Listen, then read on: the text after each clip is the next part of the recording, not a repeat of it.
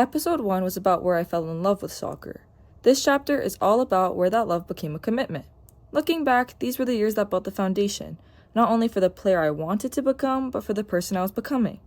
This is where I learned that talent might open the door, but consistent work is what keeps it open. Then everything stopped. COVID changed soccer for everyone.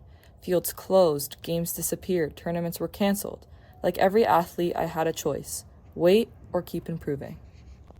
COVID may have closed the soccer fields, but it didn't stop my development. Our team stayed connected through virtual training. At home, my dad became my training partner.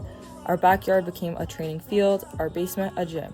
We worked on first touch, ball mastery, speed, strength, and fitness using whatever equipment we had.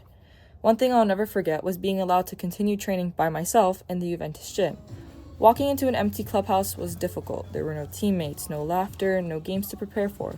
Some days it felt lonely, but those quiet moments taught me discipline. None of it would have been possible without the constant support of my parents.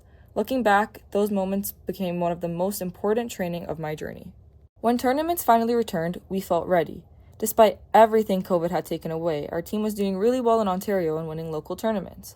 Then we traveled to the Blue Chip Showcase in the United States. That weekend changed everything. We played against teams that had never really stopped developing. Many had been training together for months. They were already back on natural grass too. They were part of a structured and highly competitive soccer pathway. The speed, physicality, and decision-making were all at another level. At first, it was overwhelming, but none of us saw it as failure. Our coaches, and all of us as players, saw something much more valuable.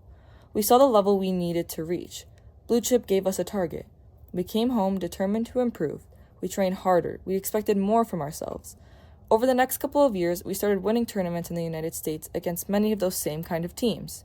Looking back, Blue Chip wasn't a disappointment. It became one of the biggest turning points in our journey. Blue Chip taught me that if I wanted bigger opportunities, I needed to invest even more in myself. That meant more technical training, more repetitions, more strengthening, more recovery, and definitely more discipline.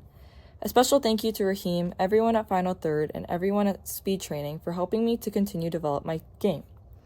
Every extra session became another step towards the player I hope to become.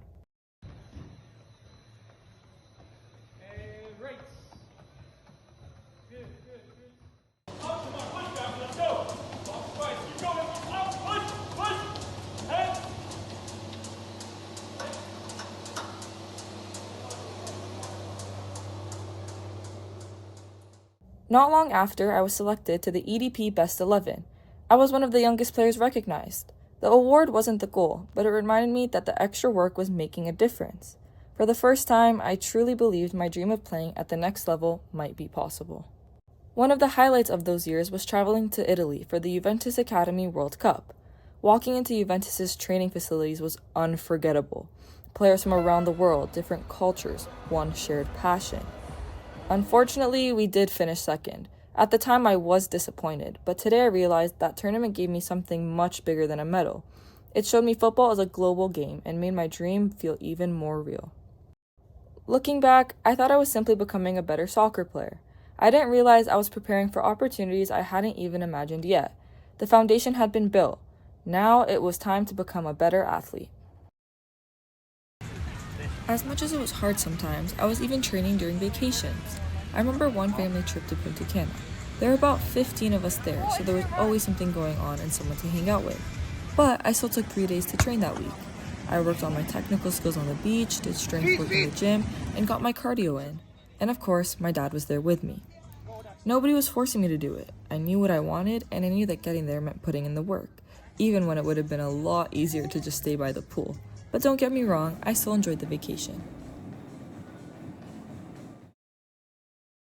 In North Mississauga, a group of us moved to Juventus Academy Toronto. It wasn't simply joining another club. It felt like becoming part of Rick DiGeronimo's version of building one of Canada's flagship environments for girls soccer. Every season, the expectations became higher. Every season, we were challenged a little more. Looking back now, I realized Rick wasn't building teams, he was building players, and he was building a culture where development always came before results. That environment pushed all of us to become better. The London Mustangs on that quick break opportunity for Mara Smith. Now Juve trying to work their way out across half. Good touch there by Fidel. She sends a player on a run, and that's Brodar. Brodar breaking in to her right. Training became different. Every practice had a purpose. Winning was important, but learning, improving, and growing mattered even more. I started understanding that improvement wasn't something that happened only during games. It happened every single day. I'm Gabriela Fidel, and this is my road to D1. Thanks for being part of the journey. I'll see you in the next chapter.